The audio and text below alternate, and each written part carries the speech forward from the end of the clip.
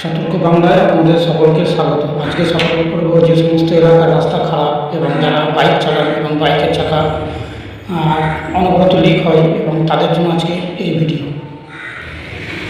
প্রথমত বাইক আরোহীদের জন্য বলবো যারা ওই খারাপ রাস্তাতে প্রচণ্ড জোরে গাড়ি চালান এবং তাদের আমি বলতে চাইবো যে যাতে লিক না হয় তার জন্য উপায় হচ্ছে সঙ্গে সঙ্গে গিয়ারটা কমিয়ে পায়ে ঝেড়ে ব্রেক মারবেন না, মারুন হাতের ব্রেক, আস্তে আস্তে ব্রেক মারবেন এবং ডিপ ব্যবহার করবেন না।